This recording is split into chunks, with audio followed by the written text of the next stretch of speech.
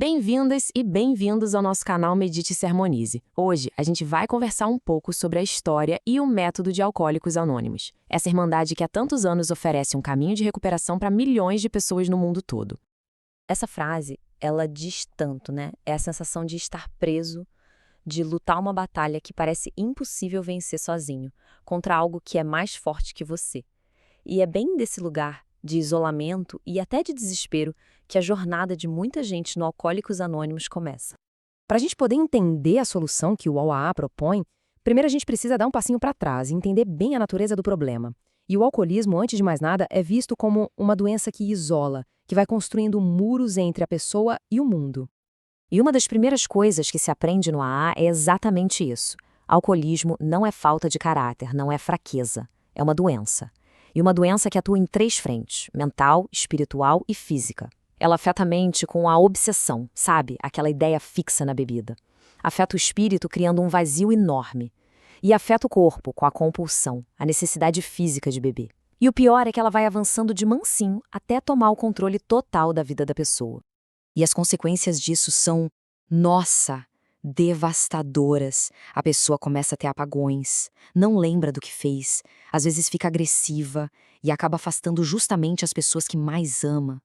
Aí vem a vergonha no dia seguinte, a culpa, o pânico da família. É como se cada gole afundasse a pessoa um pouco mais num poço de dor e de isolamento. Mas olha que incrível, mesmo no fundo desse poço, uma luz apareceu. E a solução não veio de um laboratório, de um estudo complexo. Não, veio de uma coisa muito mais simples e humana. Um encontro entre 2 pessoas que dividiam a mesma dor. A história começa em 1935. Um corretor, o Bill W., estava numa viagem de negócios e sentiu aquela vontade absurda de beber. Só que em vez de ir para o bar, ele teve uma ideia. E se eu achar outro alcoólico para conversar? E ele achou. Encontrou o Dr. Bob, um médico que também estava com a vida destruída pela bebida. O que era para ser um papo de 5 minutos durou 5 horas. E foi ali que eles descobriram algo revolucionário. Um alcoólico falando com outro cria uma conexão, uma empatia tão poderosa que a obsessão pela bebida simplesmente vai embora. E foi dessa descoberta que nasceu um programa, um tipo de guia prático, sabe? Um caminho estruturado em 12 passos bem simples para que outras pessoas pudessem trilhar o mesmo caminho em direção à sobriedade. E aqui tem um ponto fundamental de se entender. Os 12 passos são um programa espiritual, mas atenção, ele não é religioso.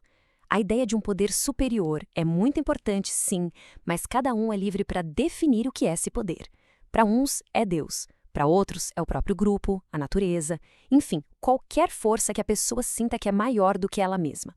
Esse caminho dos 12 passos é uma transformação bem profunda, que a gente pode ver em 3 partes. A primeira é a da rendição.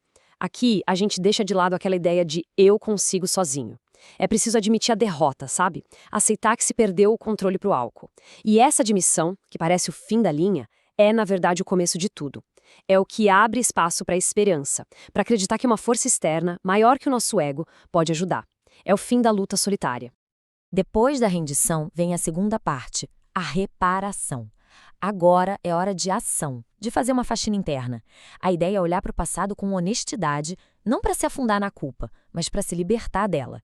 A pessoa faz um inventário de si mesma, admite seus erros e começa a se entender melhor. E então, se dispõe a reparar os danos que causou aos outros, reconstruindo as pontes que a doença quebrou. E por fim vem a terceira parte, que na verdade dura a vida toda: a manutenção e o serviço. Ficar sóbrio não é um destino final, é uma jornada diária. Por isso, os últimos passos são sobre continuar se conhecendo e fortalecendo a espiritualidade. E o mais bonito é o 12º passo, que fecha o ciclo: levar a mensagem para quem ainda sofre. É nesse ato de doar a ajuda que recebeu que a própria recuperação ganha ainda mais força e sentido.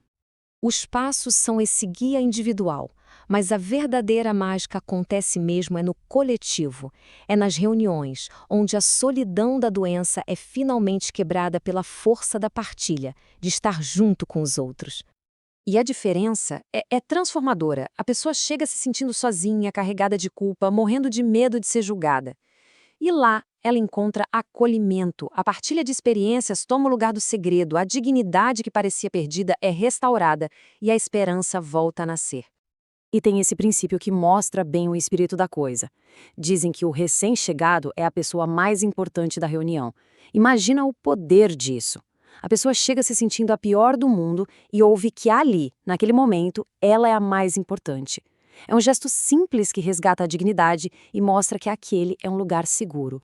E esse ambiente seguro é protegido por algumas tradições. O anonimato, que garante a liberdade de falar sem medo.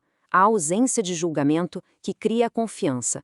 O grupo se sustenta com as próprias contribuições, sem depender de ninguém de fora.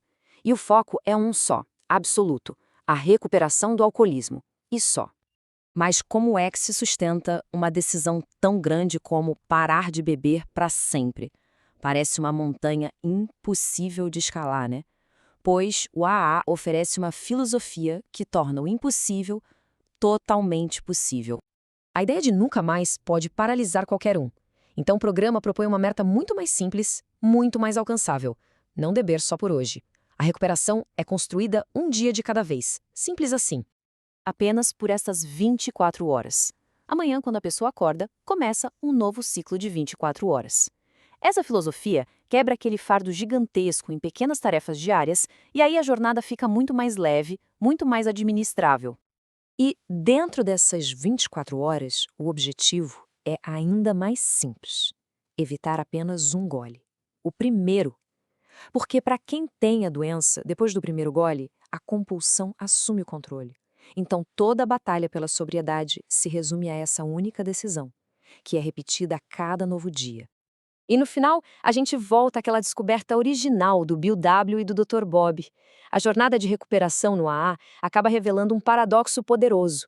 Ao estender a mão para ajudar quem ainda está sofrendo, a gente fortalece a nossa própria sobriedade. O ato de dar se transforma na melhor forma de receber.